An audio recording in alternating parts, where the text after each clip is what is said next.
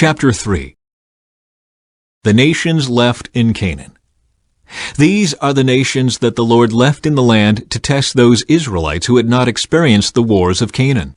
He did this to teach warfare to generations of Israelites who had no experience in battle. These are the nations: the Philistines, those living under the 5 Philistine rulers, all the Canaanites, the Sidonians, and the Hivites living in the mountains of Lebanon from Mount Baal Hermon to Lebo Hamath. These people were left to test the Israelites, to see whether they would obey the commands the Lord had given to their ancestors through Moses. So the people of Israel lived among the Canaanites, Hittites, Amorites, Perizzites, Hivites, and Jebusites, and they intermarried with them. Israelite sons married their daughters, and Israelite daughters were given in marriage to their sons, and the Israelites served their gods. Othniel becomes Israel's judge. The Israelites did evil in the Lord's sight. They forgot about the Lord their God, and they served the images of Baal and the Asherah poles. Then the Lord burned with anger against Israel, and he turned them over to King Cushan-Rishathaim of Aram-Naharaim. And the Israelites served Cushan-Rishathaim for 8 years. But when the people of Israel cried out to the Lord for help, the Lord raised up a rescuer to save them. His name was Othniel, the son of Caleb's younger brother Kenaz. The Spirit of the Lord came upon him, and he became Israel's judge. He went to war against King Cushan-Rishathaim of Aram, and the Lord gave Othniel victory over him. So there was peace in the land for 40 years. Then Othniel, son of Kenaz, died. Ehud becomes Israel's judge. Once again the Israelites did evil in the Lord's sight, and the Lord gave King Eglon of Moab control over Israel because of their evil. Eglon enlisted the Ammonites and Amalekites as allies, and then he went out and defeated Israel, taking possession of Jericho, the city of palms. And the Israelites served Eglon of Moab for 18 years. But when the people of Israel cried out to the Lord for help, the Lord again raised up a rescuer to save them. His name was Ehud, son of Gera, a left-handed man of the tribe of Benjamin. The Israelites sent Ehud to deliver their tribute money to King Eglon of Moab. So Ehud made a double-edged dagger that was about 1 foot long, and he strapped it to his right thigh, keeping it hidden under his clothing. He brought the tribute money to Eglon, who was very fat. After delivering the payment, Ehud started home with those who had helped carry the tribute. But when Ehud reached the stone idols near Gilgal, he turned back. He came to Eglon and said, "I have a secret message for you." So the king commanded his servants, "Be quiet," and he sent them all out of the room. Ehud walked over to Eglon, who was sitting alone in a cool upstairs room. And Ehud said, "I have a message from God for you." As King Eglon rose from his seat, Ehud reached with his left hand, pulled out the dagger strapped to his right thigh, and plunged it into the king's belly. The dagger went so deep that the handle disappeared beneath the king's fat. So Ehud did not pull out the dagger, and the king's bowels emptied. Then Ehud closed and locked the doors of the room and escaped down the latrine. After Ehud was gone, the king's servants returned and found the doors to the upstairs room locked. They thought he might be using the latrine in the room, so they waited. But when the king didn't come out after a long delay, they became concerned and got a key. And when they opened the doors, they found their master dead on the floor. While the servants were waiting, Ehud escaped, passing the stone idols on his way to Seirah. When he arrived in the hill country of Ephraim, Ehud sounded a call to arms. Then he led a band of Israelites down from the hills. "Follow me," he said, "for the Lord has given you victory over Moab, your enemy." So they followed him, and the Israelites took control of the shallow crossings of the Jordan River across from Moab, preventing anyone from crossing. They attacked the Moabites and killed about 10,000 of their strongest and most able-bodied warriors. Not one of them escaped. So Moab was conquered by Israel that day, and there was peace in the land for 80 years. Shamgar becomes Israel's judge. After Ehud, Shamgar, son of Anath, rescued Israel. He once killed 600 Philistines with an ox goad. Chapter 4. Deborah becomes Israel's judge. After Ehud's death, the Israelites again did evil in the Lord's sight. So the Lord turned them over to King Jabin of Hazor, a Canaanite king. The commander of his army was Sisera, who lived in Harosheth-Hagoyim. Sisera, who had 900 iron chariots, ruthlessly oppressed the Israelites for 20 years. Then the people of Israel cried out to the Lord for help.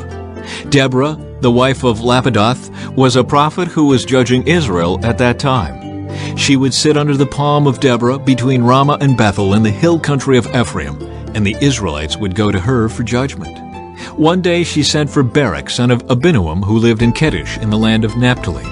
She said to him, "This is what the Lord, the God of Israel, commands you. Call out 10,000 warriors from the tribes of Naphtali and Zebulun at Mount Tabor, and I will call out Sisera, commander of Jabin's army, along with his chariots and warriors, to the Kishon River. There I will give you victory over him." Barak told her, "I will go, but only if you go with me." "Very well," she replied, "I will go with you, but you will receive no honor in this venture, for the Lord's victory over Sisera will be at the hands of a woman." So Deborah went with Barak to Kedesh. At Kedesh, Barak called together the tribes of Zebulun and Naphtali, and 10,000 warriors went up with him. Deborah also went with him. Now Heber the Kenite, a descendant of Moses' brother-in-law Hobab, had moved away from the other members of his tribe and pitched his tent by the oak of Zaanannim near Kedesh. When Sisera was told that Barak, son of Abinoam, had gone up to Mount Tabor, he called for all 900 of his iron chariots and all of his warriors, and they marched from Harosheth Hagoyim to the Kishon River. Then Deborah said to Barak, "Get ready. This is the day the Lord will give you victory over Sisera, for the Lord is marching ahead of you." So Barak led his 10,000 warriors down the slopes of Mount Tabor into battle. When Barak attacked, the Lord threw Sisera and all his chariots and warriors into a panic. Sisera leaped down from his chariot and escaped on foot. Then Barak chased the chariots and the enemy army all the way to Harosheth Hagoyim, killing all of Sisera's warriors. Not a single one was left alive. Meanwhile, Sisera ran to the tent of Jael, the wife of Heber the Kenite, because Heber's family was on friendly terms with King Jabin of Hazor.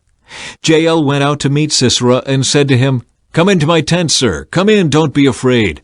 So he went into her tent, and she covered him with a blanket. "Please, give me some water," he said. "I'm thirsty." So she gave him some milk from a leather bag and covered him again. "Stand at the door of the tent," he told her. "If anybody comes and asks you if there is anyone here, say no." But when Sisera fell asleep from exhaustion, Jael quietly crept up to him with a hammer and tent peg in her hand. Then she drove the tent peg through his temple and into the ground, and so he died. When Barak came looking for Sisera, Jael went out to meet him. She said, "Come, and I will show you the man you are looking for." So he followed her into the tent and found Sisera lying there dead, with the tent peg through his temple. So on that day Israel saw God defeat Jabin the Canaanite king, and from that time on Israel became stronger and stronger against King Jabin until they finally destroyed him.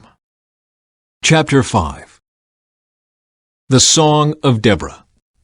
On that day Deborah and Barak, son of Abinoam, sang this song.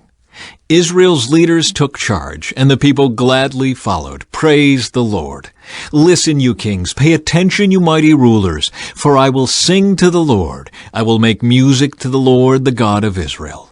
Lord, when you set out from Seir and marched across the fields of Edom, the earth trembled and the cloudy skies poured down rain. The mountains quaked in the presence of the Lord, the God of Mount Sinai, in the presence of the Lord, the God of Israel. In the days of Shamgar, son of Anath, and in the days of Jael, people avoided the main roads, and travelers stayed on winding pathways. There were few people left in the villages of Israel, until Deborah arose as a mother for Israel. When Israel chose new gods, war erupted at the city gates, yet not a shield or spear could be seen among 40,000 warriors in Israel. My heart is with the commanders of Israel, with those who volunteered for war. Praise the Lord. Consider this, you who ride on fine donkeys, you who sit on fancy saddle blankets, and you who walk along the road. Listen to the village musicians gathered at the watering holes. They recount the righteous victories of the Lord and the victories of his villagers in Israel. Then the people of the Lord marched down to the city gates. Wake up, Deborah, wake up! Wake up, wake up and sing a song. Arise, Barak, lead your captives away, son of Abinoam. Down from Tabor marched the few against the nobles. The people of the Lord marched down against mighty warriors. They came down from Ephraim, a land that once belonged to the Amalekites. They followed you, Benjamin, with your troops. From Machir the commanders marched down. From Zebulun came those who carry a commander's staff. The princes of Issachar were with Deborah and Barak. They followed Barak rushing into the valley. But in the tribe of Reuben there was great indecision. Why did you sit at home among the sheepfolds to hear the shepherds whistle for their flocks? Yes, in the tribe of Reuben there was great indecision. Gilead remained east of the Jordan. And why did Dan stay home? Asher sat unmoved at the seashore, remaining in his harbors. But Zebulun risked his life, as did Naphtali, on the heights of the battlefield. The kings of Canaan came and fought at Taanach near Megiddo springs, but they carried off no silver treasures. The stars fought from heaven. The stars in their orbits fought against Sisera. The Kishon River swept them away, that ancient torrent, the Kishon. March on with courage, my soul. Then the horses' hooves hammered the ground, the galloping of Sisera's mighty steeds. Let the people of Meroz be cursed, said the angel of the Lord. Let them be utterly cursed, because they did not come to help the Lord against the mighty warriors. Most blessed among women is Jael, the wife of Heber the Kenite. May she be blessed above all women who live in tents. Sisera asked for water, and she gave him milk. In a bowl fit for nobles she brought him yogurt. Then with her left hand she reached for a tent peg, and with her right hand for the workman's hammer. She struck Sisera with the hammer, crushing his head. With a shattering blow she pierced his temples. He sank, he fell, he lay still at her feet, and where he sank, there he died. From the window Sisera's mother looked out. Through the window she watched for his return, saying, Why is his chariot so long in coming? Why don't we hear the sound of chariot wheels? Her wise women answer, and she repeats these words to herself. They must be dividing the captured plunder, with a woman or two for every man. There will be colorful robes for Sisera, and colorful embroidered robes for me. Yes, the plunder will include colorful robes embroidered on both sides. Lord, may all your enemies die like Sisera, but may those who love you rise like the sun in all its power. Then there was peace in the land for 40 years.